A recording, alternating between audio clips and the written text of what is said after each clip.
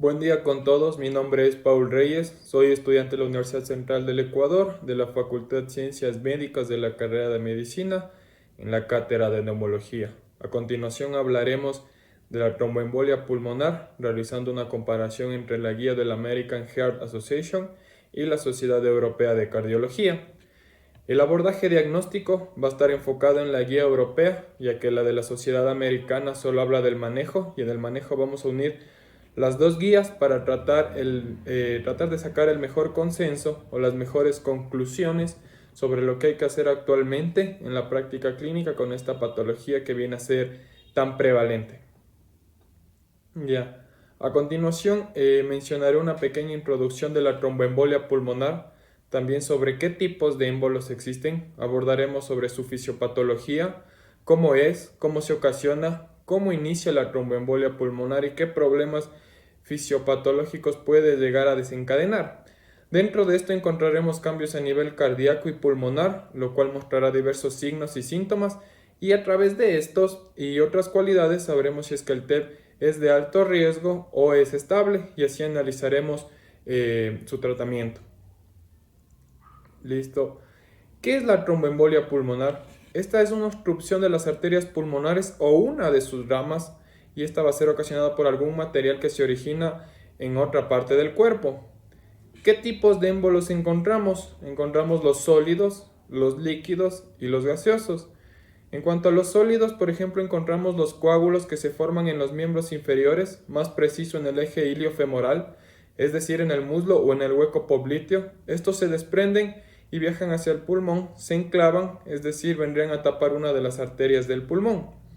En los líquidos, estos están descritos en la fisiología del embolismo del líquido amniótico, y los gaseosos descritos dentro de la fisiología de los buzos.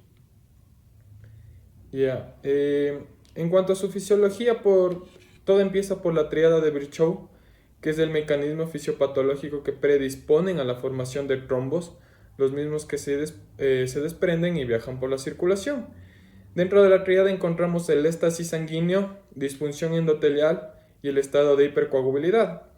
¿Qué encontramos en el éstasis sanguíneo? Hablamos de una persona que acaba de ser operada, por ejemplo, tenemos una fractura de cadera, se opera, queda una semana inmovilizada, y esto hará que su sangre no circule correctamente por sus piernas y se cumplirá esta función. Después encontramos la disfunción endotelial.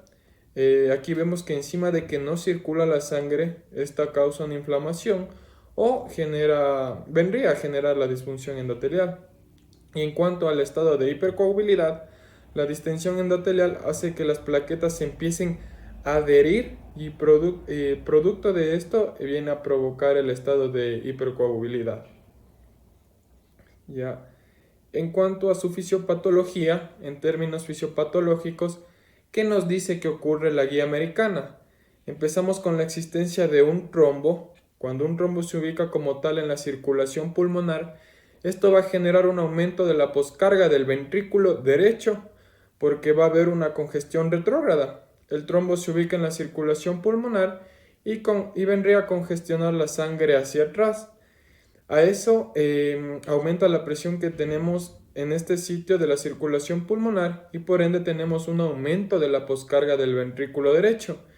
Este aumento de la poscarga del ventrículo derecho va a generar varias cosas, como son el aumento de la presión pulmonar, como ya mencionamos, la disfunción ventricular derecha con una dilatación derecha, una disminución del gasto cardíaco derecho inicialmente. Esto finalmente nos lleva a alteraciones en lo que es el ventrículo derecho, nos lleva a una falla cardíaca derecha, y adicionalmente, además que se genera una falla cardíaca derecha, resulta que como tengo tanta sobrecarga y tanto aumento de la presión del ventrículo derecho, cuando se viene a dar la sístole, el septum ventricular se desplaza hacia la izquierda, y al desplazarse hacia la izquierda, esto se conoce como un movimiento paradójico del septum, lo que tenemos aquí como la sincronía derecha-izquierda ventricular. El paciente va a ocluir la salida del ventrículo izquierdo esta vez, y eso va a llevar a un shock, y por esta es la razón por la cual el shock secundario al TEP es un shock de tipo obstructivo, porque obstruye la salida del ventrículo derecho, y está obstruida de la salida del ventrículo derecho también, por este aumento tan importante de la poscarga. Y secundario a esto es que los pacientes terminan haciendo ya como tal un paro. Y si se preguntaban cómo es que la tromboembolia pulmonar realiza un paro, esta vendría a ser la razón. Ya. En cambio, la fisiopatología explicada por la guía europea es mucho más precisa y detallada. Es mucho más detallada, de la cual está encaminado a un correcto diagnóstico. Aquí se voy a explicar el espiral de un colapso hemodinámico en embolismo pulmonar agudo. Como ya hablé en la diapositiva anterior, la poscarga del ventrículo derecho está aumentada. Recordemos que el ventrículo izquierdo es mucho más grande, por ende mucho más fuerte, al contrario del ventrículo derecho, que es mucho más pequeño y débil. Este no está acostumbrado a pelear contra tanta poscarga, que vendría a ser la fuerza de la tensión que se opone a la eyección ventricular. ¿Qué quiere decir? Que aumenta la poscarga, quiere decir que hay una barrera que hace que el ventrículo derecho le cueste mucho más empezar a expeler la sangre. Entonces, ¿qué sucederá? Que el ventrículo derecho se comienza a dilatar y esta dilatación va a hacer que el paciente presente una insuficiencia de la válvula tricúspide, posteriormente a un aumento de la tensión de la pared del ventrículo derecho. Esto, claro, va a ser a través de una activación neurohormonal de todo el organismo, y esto va a hacer que se inflame el miocardio. Si es que yo tengo una activación neurohormonal producto de este aumento de la tensión de la pared del ventrículo derecho, voy a tener una inflamación del miocardio, y el miocardio que esté inflamado va a incrementar la demanda de oxígeno, sobre todo el ventrículo derecho, y eso puede incrementar un shunt arteriovenoso, y esto va a ocasionar una isquemia del ventrículo derecho y una lesión hipóxica y una isquemia. Esta isquemia nos va a provocar una disminución de la contractibilidad del ventrículo derecho. Claro, si es que en este ventrículo derecho ya se agota su demanda de oxígeno, su producción de oxígeno o la demanda ya se excedió, la entrega de oxígeno ya está agotada. ¿Qué es lo que va a tener? Va a claudicar. Entonces va a disminuir la contractibilidad, va a bajar el gasto cardíaco del ventrículo derecho. Claro, el gasto cardíaco era igual a volumen sistólico por la frecuencia cardíaca, y ahí también se involucra el ventrículo izquierdo, porque el ventrículo izquierdo también es el producto del gasto cardíaco, ¿qué es? Entonces, si es que esta disminución del gasto cardíaco del ventrículo derecho, va a haber una disminución en la precarga del ventrículo izquierdo, y si hay una disminución de la precarga del ventrículo izquierdo, va a haber una disminución del gasto cardíaco, porque si yo tengo una disminución en la precarga y si tengo una disminución en el volumen sistólico, voy a tener un gasto cardíaco bajo. Esto va a hacer que la presión arterial sistémica comience a disminuir. Esto va a hacer que la perfusión coronaria del ventrículo derecho disminuya también, y vamos a tener que hay una disminución de la entrega de oxígeno del ventrículo derecho, y esta disminución nos va a causar un shock obstructivo y finalmente la muerte. Esto hay que tenerlo muy claro para aprenderse la fisiopatología de la tromboembolia pulmonar. Listo. Aquí vemos la representación gráfica de los parámetros de ecocardiografía transtorácica para la evaluación de la sobrecarga de presión del ventrículo derecho. Lo importante de recalcar aquí es que es lo que hablamos del ventrículo derecho en sí. En la imagen A, por ejemplo, vemos un ventrículo derecho agrandado en el plano largo del eje paraesternal, donde vemos la flecha amarilla. Vemos cómo el ventrículo derecho comienza a dilatarse debido al incremento de la poscarga, como acabé de explicar. En la imagen B vamos a ver cómo el ventrículo derecho está grande, dilatado. Observamos cómo desvía el septum hacia la izquierda porque el aumento del ventrículo derecho. El aumento de la presión de la tensión hace que se desvíe para la izquierda. Aquí vamos a encontrar el famoso signo de McConnell. En la imagen C observamos cómo el septo intraventricular está aplanado, donde están aquí apuntando las flechas. Esto está en el plano corto del eje paraesternal. En la imagen D miramos una vena cava inferior distendida con colapsabilidad inspiratoria disminuida en un plano subcostal. En el segundo recuadro vamos a ver, por ejemplo, en la imagen F observamos un trombo móvil del corazón derecho detectado en las cavidades del corazón derecho. Aquí es donde se encuentra la flecha. Claro, a veces se puede ver un trombo de esta magnitud que se ha regresado, y esto casi siempre es mortal en el caso de haber un trombo tan grande. En la siguiente imagen, en la G, podemos observar cómo la disfunción tricúspida se cumple como consecuencia si se agranda el ventrículo derecho y por el juego de la poscarga, como expliqué anteriormente en su fisiopatología. Ya.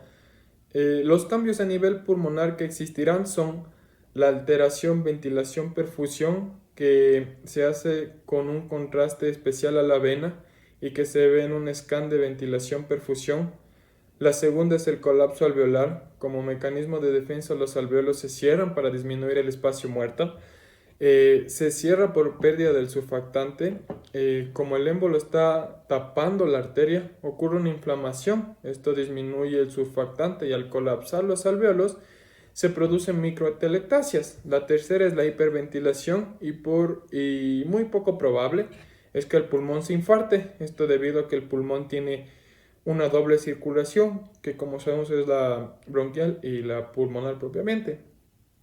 A continuación les voy a presentar un video del recorrido de un trombo que se presentó primero como trombosis venosa y viajó hacia una arteria pulmonar.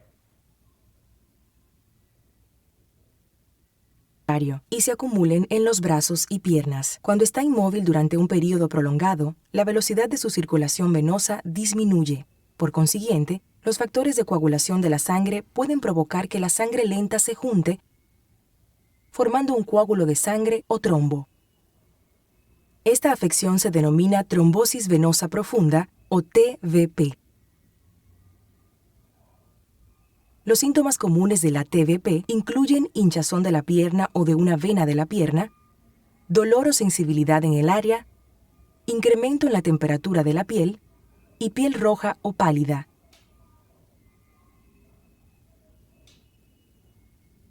En algunos casos de TVP, un coágulo de sangre puede desprenderse de una vena profunda y unirse al flujo sanguíneo. El coágulo viaja desde las venas profundas de la pierna a través de las venas del abdomen hasta el corazón y finalmente alojarse en la arteria pulmonar o en sus ramas, bloqueando el flujo sanguíneo hacia los pulmones. Esta afección, denominada embolia pulmonar, es muy grave y puede causar daños permanentes en una parte del pulmón. Si el coágulo es grande o si hay muchos coágulos, la embolia pulmonar también puede causar la muerte. Si presenta síntomas de embolia pulmonar, avísele a su médico o enfermera de inmediato. Estos síntomas pueden incluir falta de aliento. Vamos con la presentación clínica. ¿Cómo se va a presentar clínicamente el TEP? Es muy variado. El TEP es uno de los famosos mimos de la medicina, debido a que los síntomas pueden ser muy variables. Por ejemplo, la hemoptisis, tosen con sangre en TEP, hay un 13%. En los signos de taquicardia encontramos un 24%, taquipnea con 54%, distensión yugular venosa 14%, tos con un 37%. Entonces miren como no hay ninguno que casi supere el 50%, no hay ninguno que llegue al 80% de los pacientes. En los síntomas más importantes que debemos considerar es la disnea súbita, que como observamos tiene una presentación en un 73%, y un dolor pleurítico que se presenta en un 66%. En cuanto a los signos, en el que supera el 50% es la taquipnea. Son dos síntomas de un signo mayor que podríamos venir a tomar en cuenta. Menos del 10% de los pacientes van a presentar taquiarritmias, síncope y un paro cardiorrespiratorio. ¿Qué significa o qué podemos sacar de conclusión comparando con la guía americana con la europea? Que la interpretación que sacamos es que la guía americana explica que la clínica no va a ser suficiente para diagnosticar TEP y va a ser incluso inexacta para hacer una sospecha diagnóstica o un diagnóstico propiamente de tromboembolia pulmonar. Alto riesgo. La guía europea nos explica que cuando uno tiene un paciente con sospecha de TEP, lo primero es determinar si ese paciente es de alto riesgo. ¿Cómo definimos a un paciente de alto riesgo? Un paciente con inestabilidad hemodinámica. Aquí agregamos algo importante que añadió la guía europea, que es definir qué es la inestabilidad hemodinámica, porque es algo que no se había definido muy bien. Entonces definimos a un paciente con inestabilidad hemodinámica, al paciente con un paro cardíaco, al paciente con una presión sistólica menor a 90 milímetros de mercurio, con un requerimiento de vasopresores para llegar a presiones sistólicas mayor a 90 milímetros de mercurio e hipoperfusión, o que a su vez tenga hipoperfusión persistente. Esta la vamos a ver raramente en el contexto agudo, que consiste en una presión sistólica menor a 90 milímetros de mercurio, o una cavidad en la sistólica mayor a 40 milímetros de mercurio por más de 15 minutos que no está causado por otra razón. En todo esto la guía americana coincide, pero añade que usualmente es persistente porque no responde a líquidos. Esto es lo que debemos tomar en cuenta. Si el paciente cumple con alguna de estas tres condiciones de inestabilidad hemodinámica, el paciente tiene un alto riesgo, que significa eso, que va a cambiar cómo nosotros vamos a abordarlo. Ya. A continuación observamos un algoritmo importante que nos presenta la guía americana. Cuando yo tengo un paciente que cumple con inestabilidad hemodinámica, esos criterios de Wells que todos han escuchado no aplican. No nos vamos a poner si es que tiene una alta probabilidad, una probabilidad media o baja, no, nada de eso.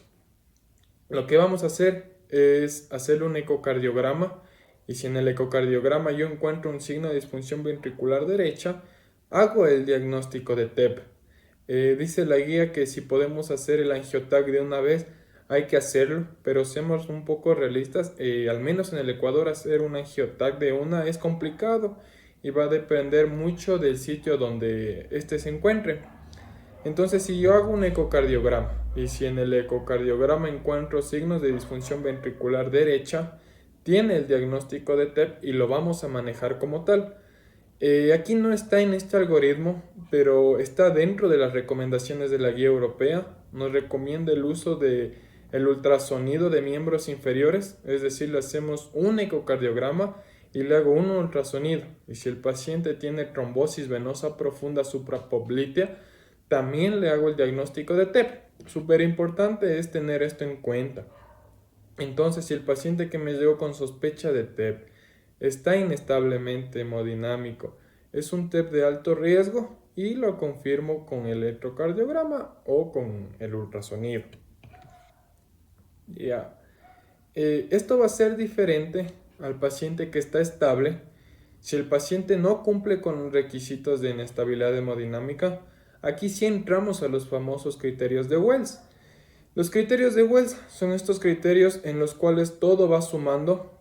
Hay 2 que suman 1, hay 3 que suman 1.5 y hay 2 que suman 3 puntos, y podemos interpretarlo de dos formas. Un sistema de 3 filas, probabilidad baja, intermedia o alta, o un sistema de 2 filas, la cual es probable o improbable. ¿Cuál deberíamos utilizar? El de 3 filas. La razón básicamente es porque gran parte de las nuevas recomendaciones que hay en la guía de la Sociedad Europea 2021 están enfocadas a no utilizar o no usar angioTAC en pacientes que no lo necesitan. ¿Cómo funciona el sistema de 3 filas?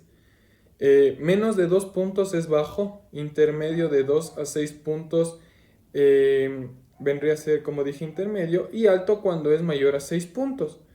¿Cuáles son los criterios de Wells? Que el paciente tenga malignidad, que el paciente presente hemoptisis, que el paciente tenga historia previa de tromboembolismo venoso, que el paciente tenga una frecuencia cardíaca mayor a 100, que haya tenido una cirugía o esté en reposo de esta por más de 3 días en el mes, que tenga signos clínicos o síntomas de tromboembolismo venoso y que no haya presenciado o que sea diagnosticado su diagnóstico más probable. Ya. Entonces, ¿qué es o qué hacemos conforme al Wells? Si a mí me dio el Wells para probabilidad baja, Lo que yo voy a hacer es aplicar unos criterios de exclusión, que es la escala PERC, que ya les explico qué es esto. La escala PERC básicamente nos sirve para saber si tengo que tomar o no tengo que tomar dímero D, porque antes a todo el mundo le tomaban dímero D, ahora ya no. Si la escala de PERC me dice que no le tome el dímero D, descargo el TEP. Si la escala de PERC me dice que le tome el dímero D, pues le tomamos. Y si el dímero D me sale positivo, a continuación le tomo la imagen diagnóstica. En el paciente con probabilidad intermedia, ahí sí ya no podemos aplicar criterios de exclusión. De ley tenemos que tomar el dímero D. Una vez que tomamos este y si el dímero D es positivo, le tomamos la imagen diagnóstica. ¿Cómo considero que un dímero D sea positivo? Si el dímero D teóricamente lo hemos considerado por encima de 500, sin embargo, aquí entra algo nuevo de la guía, que debemos ajustar el dímero D conforme a la edad. Si el paciente tiene más de 50 años, ¿cómo lo ajustamos? Multiplicamos la edad por 10. Por ejemplo, si el paciente tiene 60 y lo multiplico por 10, y en el corte del dímero D será de 600, y así sucesivamente. En pacientes con probabilidad alta, le hago la imagen diagnóstica de una vez y tengo varias opciones, como es el angiotac, la gamografía ventilación-perfusión y la angiografía pulmonar. Listo. Hablando sobre el paciente de probabilidad baja, el PERC en esta regla es en la cual es como un checklist. Miramos si el paciente cumple con todo esto. Si el paciente tiene menos de 50 años, no está taquicárdico, está bien saturado, no tiene hemoptisis, no tiene uso de anticonceptivos. Si cumple con todos estos criterios del PERC, no le tomo el dímero D. Y si no cumple con alguno de estos criterios PERC, me toca tomarle el dímero D. Aquí observamos un estudio importante, que es el efecto de los criterios de descarte de embolia pulmonar sobre eventos trombolíticos posteriores en pacientes de bajo riesgo en el servicio de urgencias. El PERC está avaliado en estudios, por ejemplo, a este le fue súper bien. En todos los pacientes que descargaron por TEP, solo un caso tuvo TEP. La probabilidad de que tenga TEP es una probabilidad baja, menor al 0.4%, o sea, no es significativamente estadístico. Algo muy bueno es que el PERC disminuye la necesidad del angiotac y ahorra un coste importante en el sistema de salud y la irradiación innecesaria para el paciente. Hablemos entonces ahora del manejo, que aquí ya entramos en la guía europea y la guía americana en conjunto, que la verdad no cambia mucho. Entonces empecemos con el TEP de alto riesgo, el paciente inestable, que lo diagnostiqué con el electrocardiograma o el ultrasonido de miembros inferiores. El paciente inestable lo vamos a anticoagular con heparina no fraccionada y lo vamos a trombolizar. Tenemos que romperle el coágulo.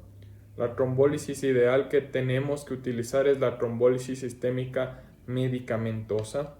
Hay técnicas mediadas por cateterismo, estas no son de elección y se deberían utilizar únicamente cuando no sirve o no se puede realizar una trombólisis sistémica medicamentosa. Y también otra opción es la de la trombectomía, que es la ruptura mecánica como tal del trombo por cirugía. Como conclusión, es mejor hacer una trombectomía que trombólisis mediada por cateterismo. Para la trombólisis medicamentosa es ideal utilizar el RTPA, los recombinantes activadores tisulares del plasminógeno, como es el Alteplas. ¿Cómo se administra? Este es 100 miligramos en 2 horas o 0.6 miligramos por kilo sobre los 15 minutos. Podemos utilizar también la streptokinasa, podemos también utilizar la uroquinasa, y siempre debemos recordar las contraindicaciones de la fibrinólisis. De estos no vamos a hablar muy a fondo ahora, ¿ya? ¿Qué es importante? Que mucha gente dice, bueno, si el problema del paciente es que no tiene un trombo, que tiene un trombo en el pulmón, ¿por qué a los de alto riesgo, como es también a los de intermedio bajo, por qué no les ponemos una trombólisis? Y aquí la razón, tenemos un NNT, que es el número necesario para tratar de 53, y esto en pacientes de alto riesgo. Entonces, ¿qué quiere decir? O sea, por cada 53 pacientes que trombolizamos, logramos 1 en desenlace favorable en términos de mortalidad, mientras que en el NNH por cada 18 pacientes que yo trombolizo, 1 me llega a sangrar. Entonces, imagínense si así es en el del alto riesgo, ¿cómo será en el de riesgo intermedio y mucho peor en el de riesgo bajo? Ya, primero les mencionaré qué es el Alteplas. Este es un activador de plasminógeno tisular y esta en realidad es una proteína natural que está en las células endoteliales de nuestros vasos sanguíneos y juega un papel importante en la descomposición de coágulos. Básicamente es solo una producción de RTP utilizando una técnica de ADN recombinante, por lo que es nuestra forma de crear el RTPA artificialmente. ¿Cómo funciona? Cataliza la conversión de plasminógeno en plasmina. El plasminógeno se encuentra unido al coágulo o flotando libremente en la circulación sistémica. Una vez convertido el plasminógeno en plasmina, este servirá para romper los enlaces cruzados entre la molécula de fibrina y una vez rotos los enlaces cruzados, esto conduce a la descomposición del coágulo. Ya. ¿Qué hacemos entonces con los pacientes de probabilidad intermedia o riesgo bajo? Les calculamos el PESI, determinamos su riesgo, si son riesgo intermedio o riesgo bajo conforme al PESI. También podemos usar el PESI simplificado, porque el PESI original es un poco complicado de manejar. Aquí hay puntos de 30, 60, 20 puntos, edad en años, mientras que en el PESI simplificado es un punto y ya. El riesgo bajo en el PESI normal va a ser el PESI clase 1 o PESI clase 2 y el riesgo intermedio va a ser el PESI clase 3, 4 y 5.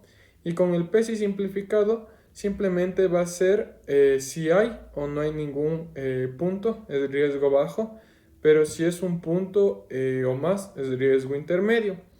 Hay estudios de comparación que el PESI simplificado es igual a utilizar el PESI normal. Ya. Cuando el paciente tiene un riesgo intermedio, la guía europea, a diferencia de la americana, se inventó una nueva clasificación que es el riesgo intermedio alto. ¿Qué es ese riesgo intermedio alto?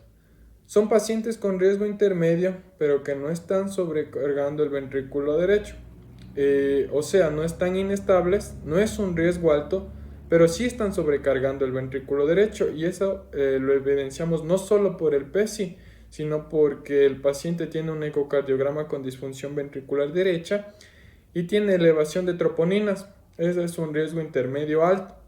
Si el paciente no cumple con ese, sería un riesgo intermedio bajo. ¿Por qué se inventaron esto? La razón fue porque se dieron cuenta que este grupo tenía una mayor mortalidad y anteriormente solo se hacía el electrocardiograma al riesgo intermedio, pero algo nuevo que tiene la guía europea es que a todos pacientes con TEP hay que hacer un ecocardiograma previo al egreso. Lo que sigue en el manejo es la anticoagulación, ¿cierto? O sea, todo paciente con TEP debemos anticoagularlo, lo que cambia es que al de riesgo alto lo trombolizamos. Digamos que siempre se va a dar una anticoagulación inicial, una anticoagulación prolongada, una anticoagulación indefinida. Esto según la sociedad europea, pero la sociedad americana dice que no deberíamos utilizar esto, sino que ellos dicen vamos a dar una anticoagulación en 2 puntos, tratamiento primario y prevención secundaria. Tratamiento primario es la anticoagulación que le pongo por el trombo que está teniendo en estos momentos y la prevención secundaria, es decir, le vamos a anticoagular para que no haga otro trombo. Aquí la pregunta es, ¿debemos detener el tratamiento primario o continuar con la prevención secundaria? Este lo evaluamos a través de los factores de riesgos en los cuales si tiene un factor de riesgo medio o alto de realizar un TEP recurrente, iniciará la prevención secundaria y si tiene un riesgo bajo, terminará el tratamiento. Ya, el tiempo del tratamiento primario es de mínimo 3 meses. Se ha hecho estudios intentando menos y les fue mal. Una pregunta importante es: ¿a quiénes les prolongo o a quiénes les dejo anticoagulación de por vida? Esto es para los pacientes que hacen un TEP recurrente. Ya, esto es lo que tiene la guía europea, lo que les decía, el Initial Long Extended, que es lo que se va a encontrar en la guía americana, que dice que no deberíamos utilizar esto, debido a que tiene la teoría de tratamiento inicial de 5 a 21 días con dosis altas de anticoagulantes. Pasados estos días comienza el tratamiento a largo plazo, que consiste en 3 a 6 meses, pero con dosis mucho más bajas. ¿Qué es lo que sucede aquí? Que puede ocasionar un TEP nuevamente y recurrente debido a que su dosis no llega al umbral de tratamiento deseado. Por último, encontramos el tratamiento indefinido después de los primeros 3 a 6 meses, lo que no tiene un estudio relevante. Esto no define un paciente con probabilidad de riesgo alto o bajo de seguir desarrollando un TEP recurrente, solo lo viene a tratar. Es por eso que la guía americana solo divide el tratamiento primario y prevención secundaria, que, como les decía, en el tratamiento primario es solo para el trombo que tiene en esos momentos. Después de esto, deberíamos definir, una vez completado el tratamiento primario, si el paciente necesita la prevención secundaria, prueba a saber si el paciente podría presentar un TEP recurrente. Ya. A continuación les voy a comentar los puntos claves. La guía americana explica que la clínica no va a ser suficiente para diagnosticar el TEP y va a ser incluso inexacta para una sospecha diagnóstica o un diagnóstico propiamente de tromboembolia pulmonar. Los criterios de exclusión PERC nos ayudan a excluir a un paciente a los cuales no se les debe tomar dímero D y por ende una imagen diagnóstica, lo que nos ayudaría a reducir costes e irradiación innecesaria para el paciente. La imagen diagnóstica Gold Standard es la Angiotac, pero dependiendo de la disponibilidad, la ecocardiografía nos ayudaría a dar un diagnóstico definitivo a través de los signos de McConnell. Todo paciente con TEP agudo debe iniciar la terapia con anticoagulación, incluso antes de evaluar si es hemodinámicamente inestable o estable. En cuanto al tratamiento con anticoagulantes, debemos seguir la guía americana, en la cual sigue el régimen de tratamiento primario y prevención secundaria.